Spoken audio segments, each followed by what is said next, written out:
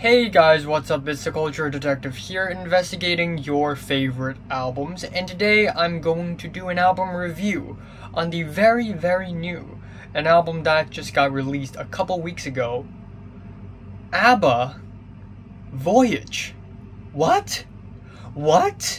Legendary Swedish pop quartet ABBA has returned after 40 years with a new album. Are you kidding me? Really? Is this real? Is this happening right now? What? So, ABBA, Agnetha, Frida, Björn, and Benny, they are back after 40 years.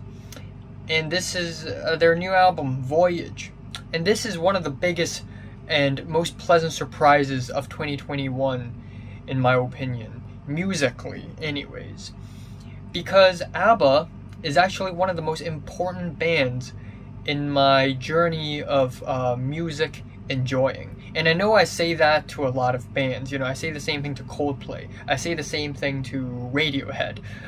But to give you a brief history of my music enjoying experience, when I was a kid, I never really cared about music until when I was about 5 years old or 6 years old.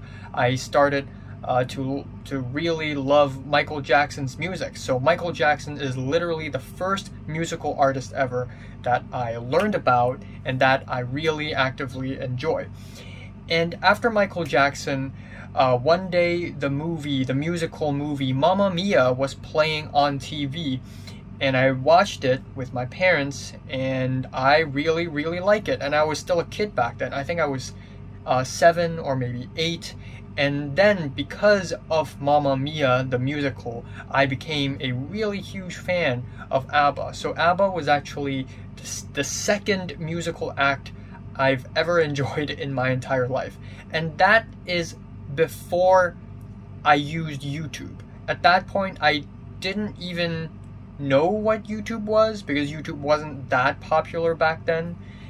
And so, after ABBA, once I started using the video website that is youtube.com, I discovered a lot of more, recent artists, Maroon 5 and One Direction and Katy Perry and Avril Lavigne. But before all of that mainstream current stuff, I listened to ABBA a lot. I became a really huge fan of ABBA, and at one point I think my parents bought this, but this is from a long time ago. As you can see, like it's gone yellow already because it's from such a long time ago. But this is the ABBA Definitive Collection, and this is ancient. Wow. And there are tons of songs in here, tons of music videos as well. And if I ever have to just pick one song as my favorite ABBA song, I would probably go for Summer Night City. There's just something about this song that I just really love. It's so busy, it's so bustly, it's so dramatic and so catchy and concise, and I love how the verses connect to the bridges, connect to the chorus.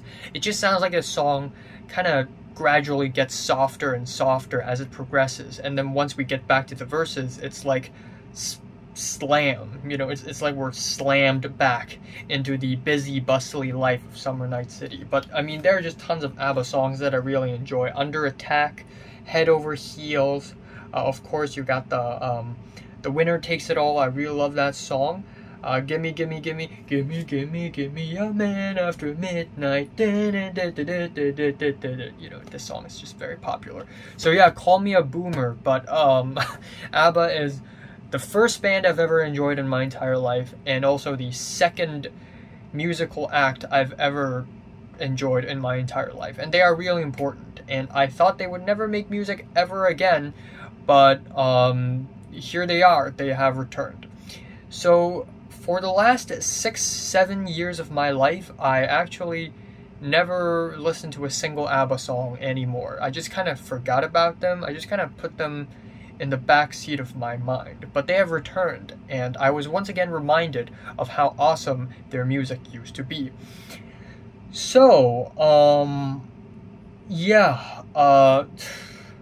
first of all, album cover is unironically good.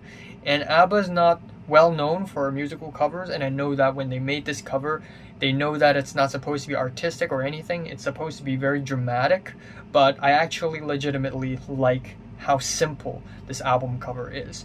But anyways, to the songs.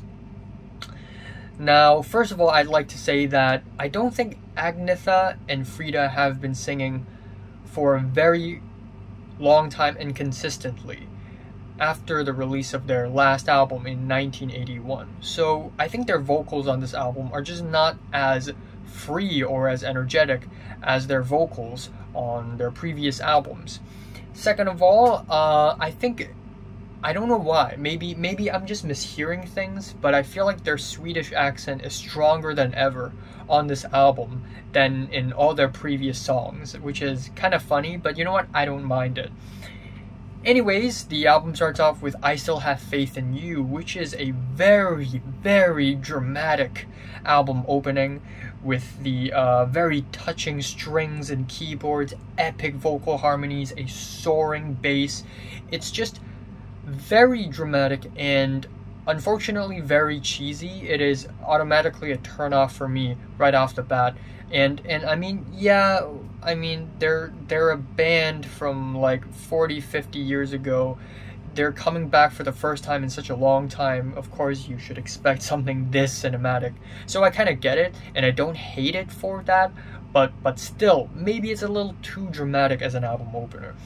Then we have the track When You Danced With Me, which is a blissful dance tune that sounds more like a Swedish folk song than it is a Europop song, which again, I don't mind, but when it comes to instrumentals and melodies, the hooks, it doesn't really like grab me or anything. Then we have the track Little Things, which is a very minimalistic piano ballad about Christmas. It is Christmas themed, and it's a little weird. I mean, we're only in November, but I guess Christmas is only a month away, so I kind of get it, but still.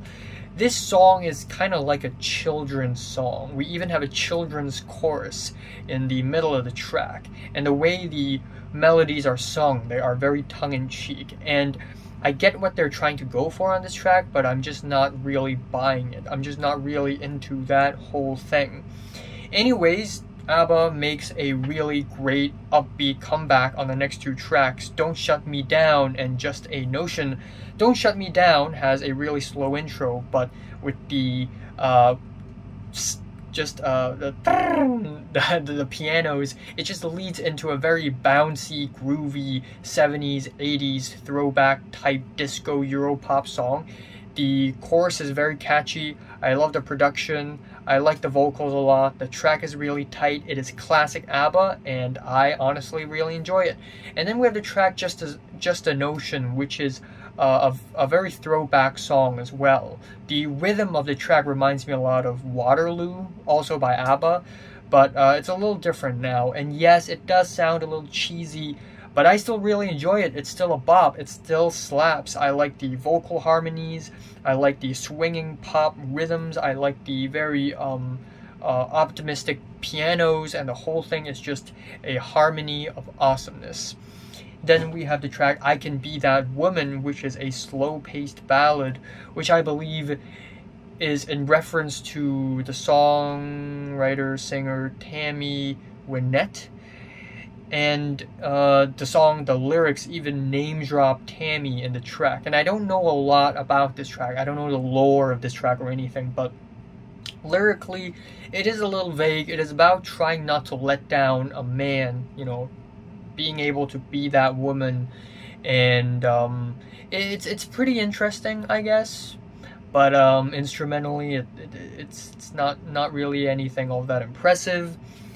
The track Keep an Eye on Dan is an action-packed, dramatic song where the production tries to sound a little bit more modern. And at first listen, I actually kind of like it, but the more I listen to it, the more I think it just sounds kind of awkward. Then we have another slow-paced ballad called Bumblebee, and with the sprinkling xylophones and the marching drums, I can't help but feel like I'm listening to a national anthem of sorts. Lyrically, this track is about environmental conservation as well as endangered species like the bumblebee, and in a sense it's almost like they're referring to themselves, you know, them as a Europop quartet being an endangered species in the music industry nowadays. I mean, they're probably already endangered, and if they continue to make music in the late 80s, unless they modernize their sounds or anything, but I don't think they are or they will be. But yeah, again, not a very impressive song. No doubt about it, is a very blissful and fun track. The vocals sound like they lack energy, but then again, they are in their prime times, so I will not be complaining much about the vocals. Finally, the album ends off on Ode to Freedom, which is more dramatic and more cinematic than the album opener. At some point in the track, I feel like I'm listening to a Disney song, like da da da da da da da da da da da. I forgot what's the name of the song. It's been such a long time since I've watched those cartoons, but it sounds like that song. And yeah, it's just ultra dramatic. The cinematic strings, just the very epic vocals and lyrics about freedom. And again, I'm not really buying it, not really my thing, and kind of cheesy, not really all that great. So yeah, I'm really happy that ABBA has returned, even though I'm not a huge fan of this album, even though there are a lot of songs on this album that I think are a little cheesy, a little corny, and doesn't really live up to ABBA's usual upbeat, poppy, explosive style. Not really explosive, but you get my point. But still, you know, it's just four people in their prime times making music together once again, having some fun, and there's nothing wrong with that. So yeah, my favorite track here is Don't Shut Me Down, and my least favorite is I Still Have Faith in You. I'm giving ABBA's latest album, Voyage, a strong 5